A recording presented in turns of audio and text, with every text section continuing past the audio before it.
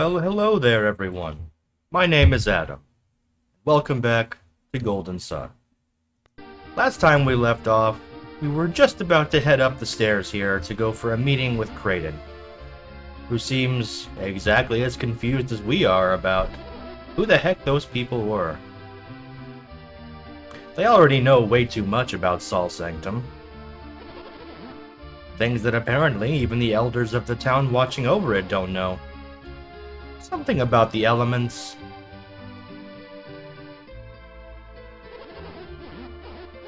Earth, water, fire, and wind. 4 classical elements of Greece, yes.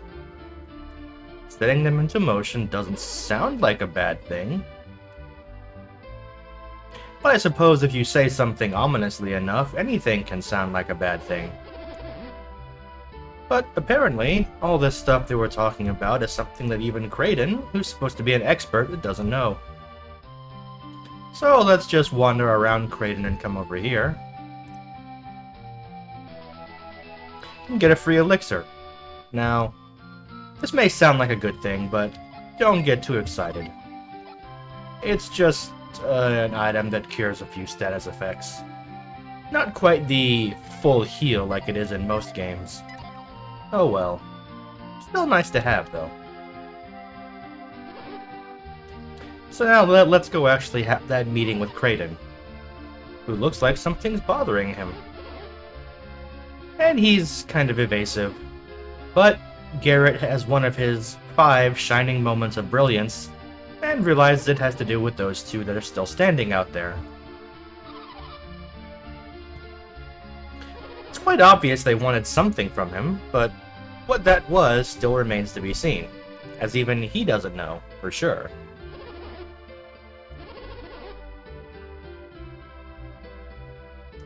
Well, yes, Kraden, that would be because they have seen them with their own eyes.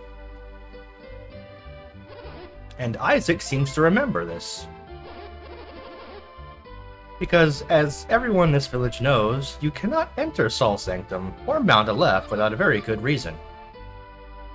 Jenna may be jumping to conclusions ever so slightly, but it is a good conclusion to make.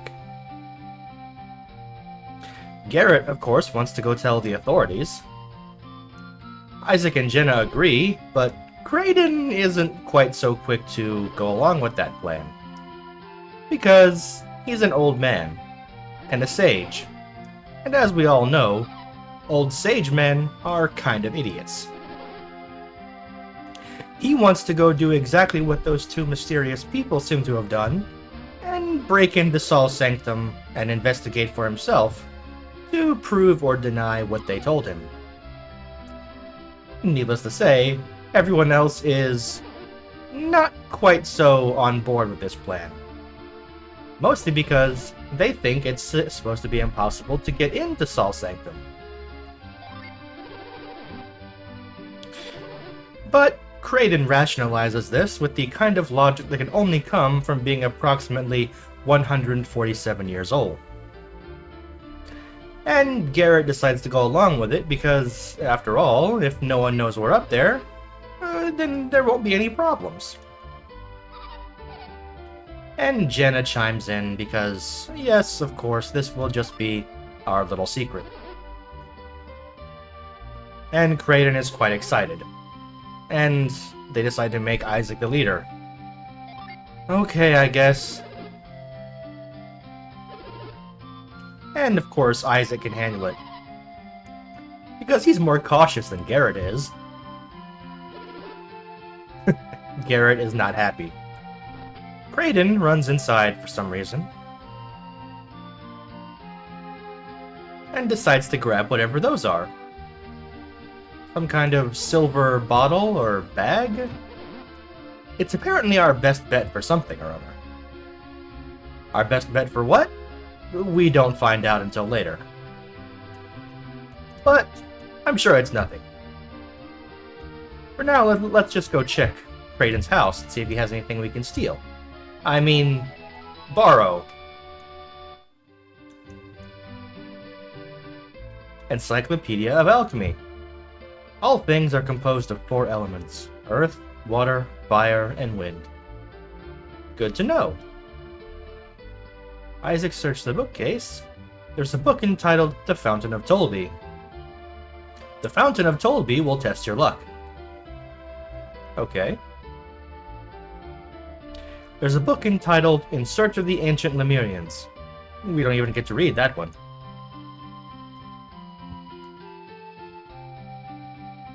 There's a notebook called Study of Alchemy. To understand alchemy, one must understand the elemental powers. That's where the script ends. Apparently Kraden is not quite a gifted writer as he is a talker. And these books don't appear to contain anything particularly important.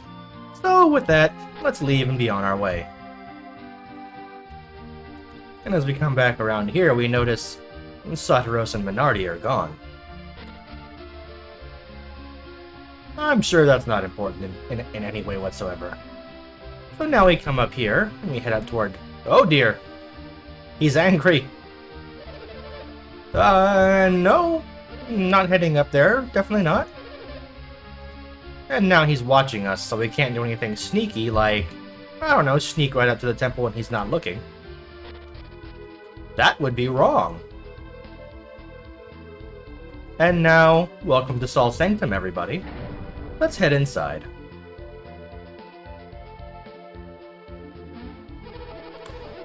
This is indeed our first time here. So Kraden suggests that we take a good look at it, which is not a bad idea. He is a sage and a teacher, so occasionally he has good ideas. Wrong way. This kind of puzzle is a staple of this series, this jumping blocks over terrain that we can't normally walk through because apparently no one in this party can swim. Most of them are fairly easy, but later on some of them can start to get kind of annoying. And here we go, back to having battles. Let's go. Now, we have access to synergy, of course, but we also, well, Isaac doesn't. But Garrett here has access to some synergy of his own. As does Jenna. They both use fire, meaning they're both Mars adepts. It's enough to take out the bat and the wild mushroom in one go. And here we see one of my gripes with the combat system in Golden Sun. It is a dumb combat AI. Meaning, if a character has targeted an enemy, and that enemy gets taken out before their turn comes up, they will simply defend instead of switching their target to another enemy. Now, this is only a minor inconvenience most of the time, but it is still incredibly annoying, because it means that you can't just do the time-honored RPG tradition of just continually mashing the A button to select attack over and over again and take out enemies.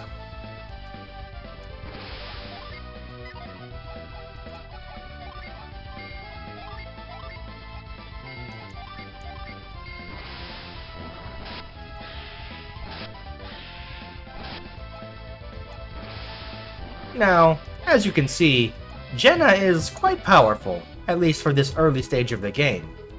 A single cast of Flare can usually wipe out every enemy it hits. Unless a vermin is involved in their defending, as we'll see right about now, I suppose.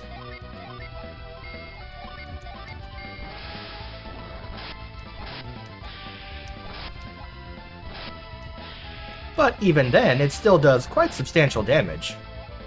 Not quite enough to take it out, however. But this is also a good time to point out how the enemies have a very, very, very minor bit of a cheating advantage that they get. As you saw, the vermin there went after all the rest of our party had gone. And only when it got its turn was it able to take the action to defend. But, as I'm sure you noticed, it took reduced damage through the entire turn.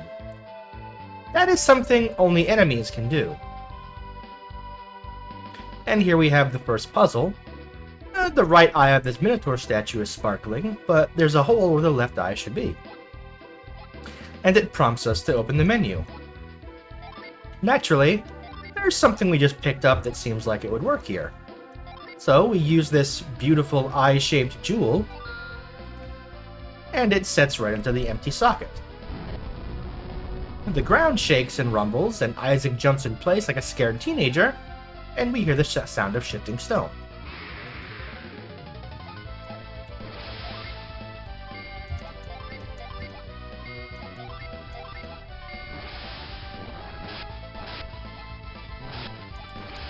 Now, as I was saying about the enemies here, they can cheat slightly because when they decide to defend, they get a defense boost for the entire turn, even before their actual turn comes up. Whereas, as player characters, if we were to decide to defend, we would only start getting a defense boost from the moment our turn comes up. Now, most of the time, at least someone is going to be faster than most enemies, so our defense boosts will usually still last for the entire turn.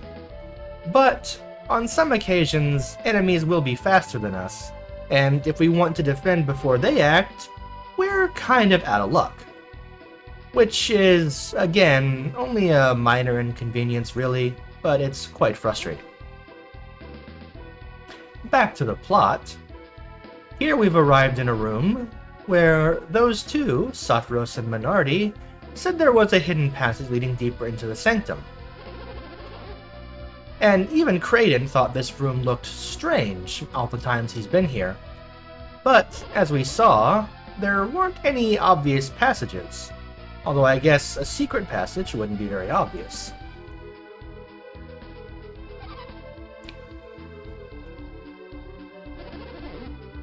And Sol Sanctum was of course built in honor of the sun, so there ought to be something here to reflect that. But we haven't exactly seen anything sun-related. So if there is a hidden passage, then maybe it leads to... well, presumably, maybe it leads to wherever this sun-related imagery is supposed to be. Garrett wisely suggests we stick together in our exploration, however. So, let's heed his advice, and push the rather obviously marked statues. We have a path leading up, but first, we saw another statue that could be moved, so let's go check it as well.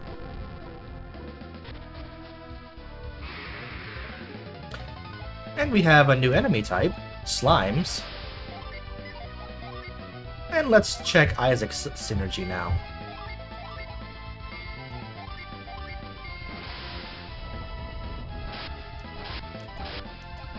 It's not quite as effective.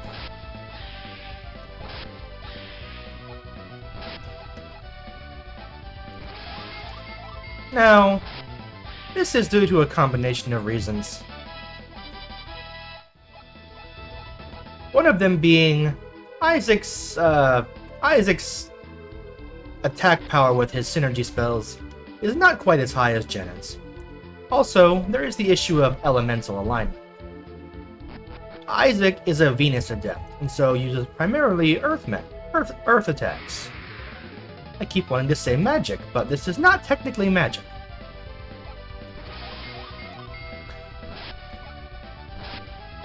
And the enemies here seem to have a slightly higher resistance to Earth attacks than they do to other elements. So, naturally, Isaac's attacks will do somewhat less damage. Overall, it makes them not exactly worth using.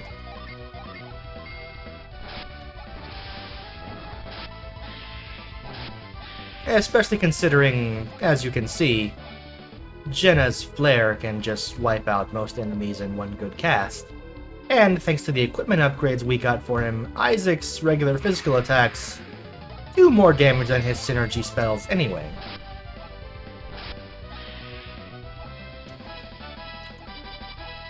And looky there, now everyone has leveled up. Only one time, but still. And we come around here to find another small jewel. I'm sure that we remember what that means.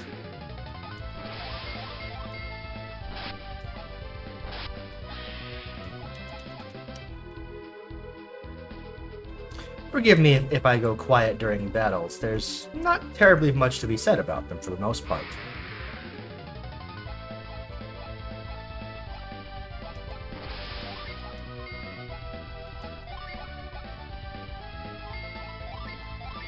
And we'll just have this battle wrapped up pretty quickly.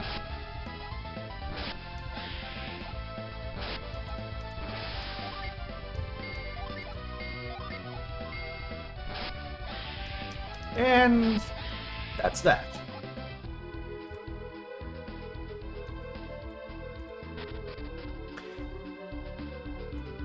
Oh, look! There's plenty of statues here that can be moved. But, as Kraden points out, we cannot reach them from here. Perhaps synergy is the key, and we're directed to try using our synergy. So then, let's do so. And in order to save ourselves trouble, we will set Isaac's move synergy to one of the shortcut buttons. And we'll just move this statue out of the way. And look what we found. A relief of a Minotaur, with a sparkling right eye and a hole where the left one should be. We know what to do here. We'll just put that gem in there, and the exact same thing happens. So let's go ahead and move the rest of these statues, and see what we can find. Well, looks like nothing in here except some monsters and a new enemy.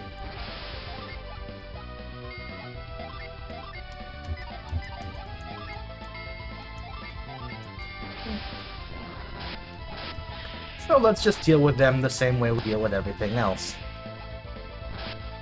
And we finally take some damage. And a critical hit from Jenna finishes things off. How lovely. Now, it's curious to note something about the enemies in here. They're quite weak and give small amounts of experience. However, this is because the enemies here are technically the same enemies that we fought in the prologue, when Isaac and Garrett were still just small children. And they are, technically speaking, simply weaker versions of the real enemies that exist outside of the prologue area at this dungeon. Within these areas, the enemies were specially altered to have lower stats, to be appropriate for being fought by characters of our level. We'll encounter the full strength variants sometime later after we leave this area. Not that they'll be terribly much trouble to deal with by that point, because we will also be a little stronger and at a higher level. And then as we wander through here, we deal with more enemies, of course.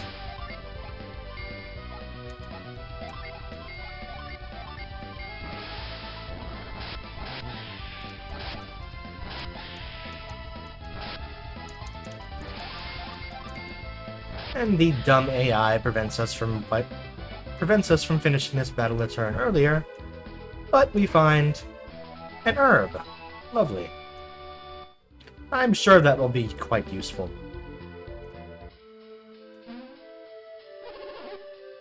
And here, we found it. Listen to that music. It's quite soothing, isn't it? And as Kraden points out, the mark of the sun. So this must be the heart of Sol Sanctum. Which of course means, obviously, that those two were telling the truth.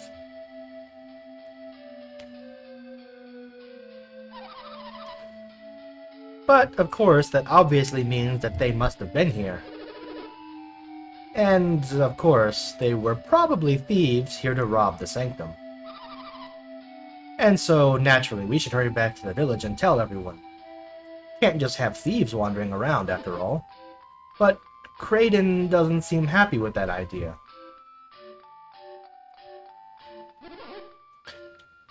We're so close. Close to what, though? We've come all the way to the heart of Sol Sanctum, so to just turn around and leave... Is there anything wrong with that? Kraden seems to think so. But Sol Sanctum holds the origins of alchemy. So it would be a waste to just leave. But, well, we really shouldn't go in any further. We're not even supposed to be here after all. But Kraden, as I've mentioned before, is a stubborn old man, and refuses to leave. And, as kids, we are easily swayed by an angry elder. So, Jenna seems to think we have no choice, and Garrett is Garrett. And just like that, Kraden is instantly pleased again.